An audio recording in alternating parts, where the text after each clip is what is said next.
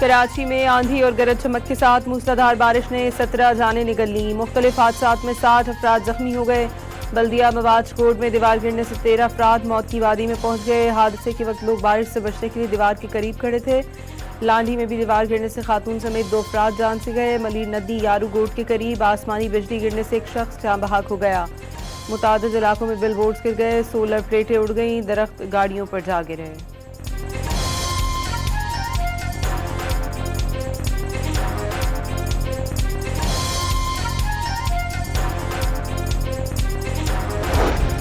कराची में आज दोपहर के बाद बारिश का इम्कान। तेज हवा और गरज चमक के साथ कहीं मूसलाधार बारिश मुतवक्के।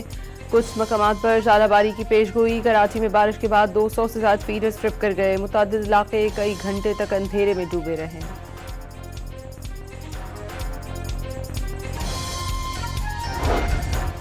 लाहौर के मुख्तलिफ इलाकों में बारिश से मौसम खुशगवार हो गया। लिबर्टी, केनाल रोड, गुलबर्ग और फिरोजपुर रोड के इलाकों में बादल जमकर बरसे। हरीपुर और एबटाबाद में बारिश से मौसम सर्द। नवाब शाह और खैरपुर में मूसलाधार बरसा।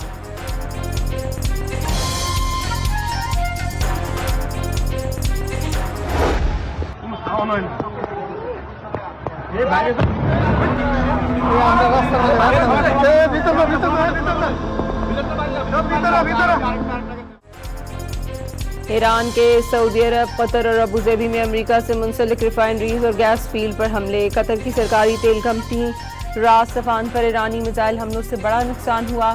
भड़कने वाली आग पर काबू पाने के लिए रेस्क्यू का अमल जारी।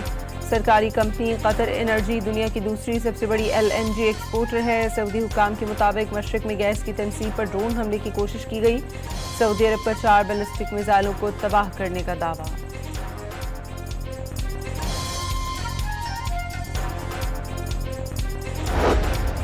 सऊदी अरब ने खलीजी ममालिक पर ईरानी हमलों को नाकाबिले कबूल करार दे दिया। वाज़ेह कर दिया कि सऊदी अरब ईरानी हमलों के बाद फौजी कार्रवाई का हक महफूज रखता है।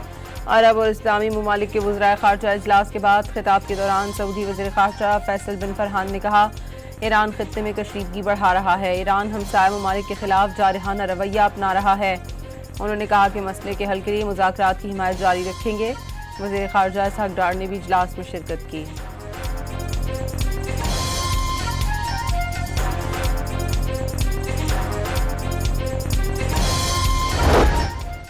तेल और गैस तनसीबात पर हमलों के खाम तेल की आलमी मंडी पर असरात। ब्रेंट ऑयल $110 फी बैरल से तजावुज़ कर गया।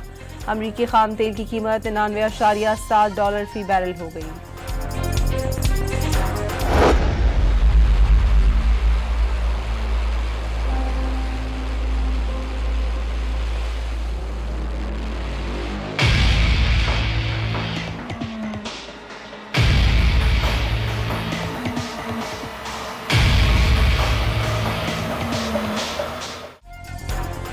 पेंटागन ने व्हाइट हाउस से ईरान जंग के लिए मजीद $200 अरब मांग लिए। अमरीकी अखबार वाशिंगटन पोस्ट के मुताबिक पेंटागन ने व्हाइट हाउस से कांग्रेस से $200 अरब से ज्यादा फंड्स मंजूर कराने की दरख्वास्त की है।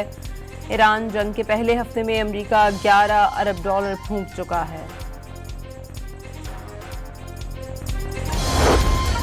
इसराइली हमले के बाद 25,000 मिलियन मुकब फीट से ज्यादा ईरानी गैस की पैदावार मुअत्तल हो गई। दुनिया की सबसे बड़ी साउथ पार्ट्स फील्ड ईरान और कतर की मुश्तरका मिल्कियत है। पासदारान इनकलाब के मुताबिक तवानाई तनसीबात पर हमले के लिए मजबूर किया गया। पड़ोसी ममालिक की तवानाई तनसीबात को निशाना नहीं बनाना चाहते थे।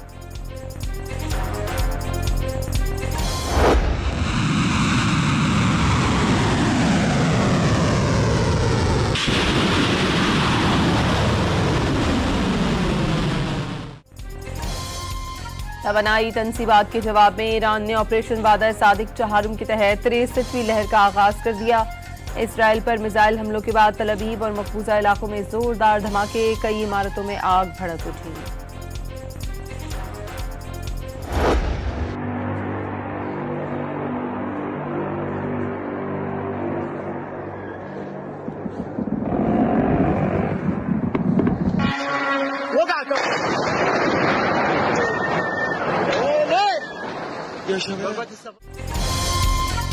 इराकी शहर अरबेल में अमरीकी काउंसिल खाने की इमारत पर ड्रोन हमले के बाद अमरीकी काउंसिल खाने की इमारत में आग भड़क उठी। इराकी फजाई दिफा ने बगदाद हवाई अड्डे के करीब ड्रोन मार गिराने का दावा कर दिया। ईरान की सुप्रीम काउंसिल के शहीद सरबराह अली लारजानी, फौजी कमांडर गुलाम रजा सुलेमानी और बहरिया के दर्जनों शहीद अहलकारों की नमाज जनाजा। तेहरान के इनकलाब स्क्वायर पर अवाम का हजूम उमड़ आया। ईरानी परचम उठाए, शहरियों के अमरीका और इसराइल के खिलाफ नारे।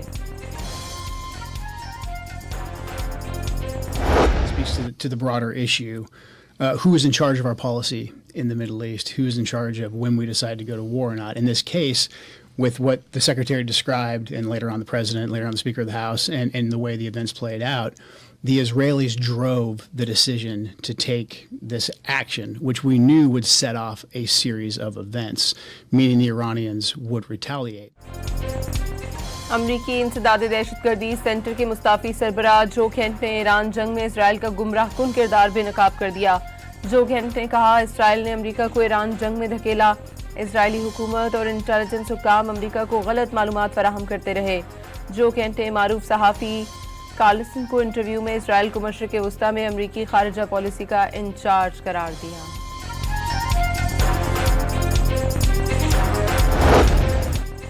ईरान जंग और ट्रंप की पॉलिसियों से इख्तिलाफ जो कैंट का जुर्म बन गया। अमरीकी FBI ने जो कैंट के खिलाफ मुबैना तौर पर खुफिया मालूमात को लीक करने की तहकीकात शुरू कर दी। जो कैंट ने ईरान जंग को अमरीका में ताकतवर इसराइली लॉबी का शाखसाना करार दिया था।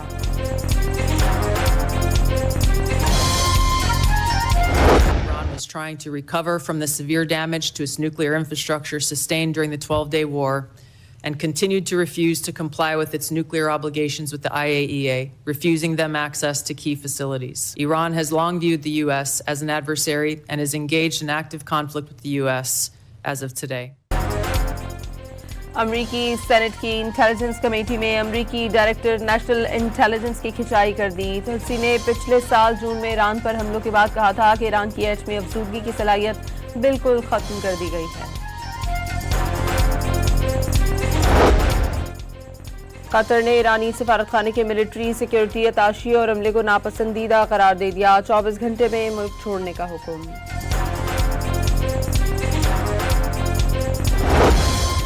ईरान और कतर में गैस तनसीबात पर हमलों के बाद फ्रांसीसी सदर ने अमरीकी सदर डोनाल्ड ट्रंप और अमीर कतर शेख तमीम बिन हमद अल सानी से रब्ता किया। फ्रांसीसी सदर ने शहरी इंफ्रास्ट्रक्चर पर हमलों पर फौरी पाबंदी का मुतालबा कर दिया।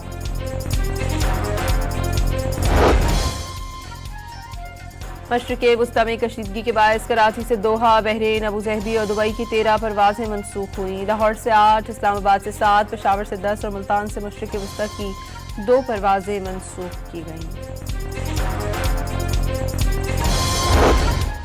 वज़ीर आज़म शहबाज शरीफ के कोयती वली-ए-अहद और ओमान के सुल्तान से टेलीफोनिक राबते। कोयत और ओमान पर हमलों से होने वाले जानी नुकसान पर इज़हार अफसोस, बातचीत से मसला हल करने पर जोर। पाकिस्तान ने ईद पर तालिबान रिजीम के खिलाफ ऑपरेशन गजब लिलहक रोक दिया। सऊदी अरब, कतर और तुर्किया की दरखास्त पर 24 मार्च 12 बजे तक हमले नहीं किए जाएंगे। सरहद पार से किसी भी हमले की सूरत में ऑपरेशन पूरी शिद्दत के साथ दोबारा शुरू किया जाएगा। वफाकी वज़ीर इत्तलात ने खबरदार कर दिया।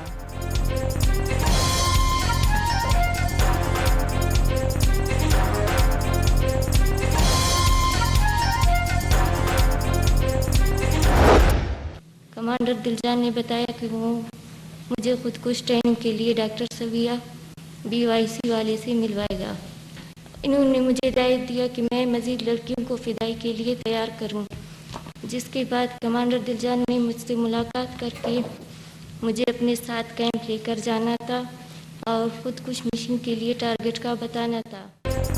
सिक्योरिटी इदारों ने बलूचिस्तान को बड़ी दहशतगर्दी से बचा लिया। खुदकुश हमले के लिए तैयार की गई लड़की गिरफ्तार। खुददार की लाइबा का दहशतगर्दों का प्रोपेगेंडा मुस्तरद करने का पैगाम।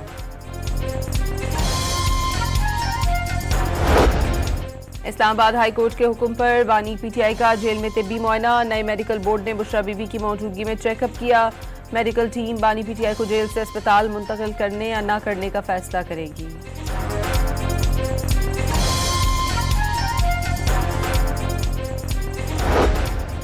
PTI ने बानी की रिहाई के लिए ईद के बाद तहरीक चलाने का ऐलान कर दिया। सलमान अकरम राजा ने कहा कि नौजवान पाकिस्तान को तबाही से निकालने का फरीजा सर अंजाम देंगे।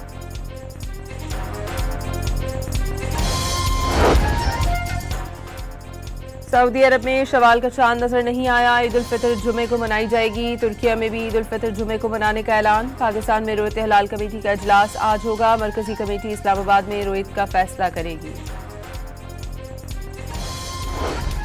इंटरनेशनल हॉकी फेडरेशन ने वर्ल्ड कप के मैचेस के शेड्यूल का बाज़ाब्ता ऐलान कर दिया। कौमी टीम पहला मैच 15 अगस्त को इंग्लैंड के खिलाफ खेलेगी। दूसरा मैच पाकिस्तान और वेल्स के दरमियान 17 अगस्त को होगा। रिवायती हरीफ पाकिस्तान और भारत 19 अगस्त की शाम 6 बजे मद्दे मुकाबिल होंगे।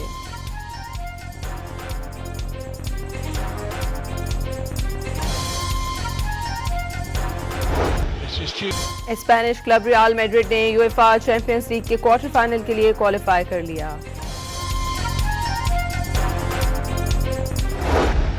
और पाकिस्तान सुपर लीग के 11वें एडिशन की तैयारियां। सुपर लीग के नगमे में आतिफ असलम आवाज का जादू जगाएंगे।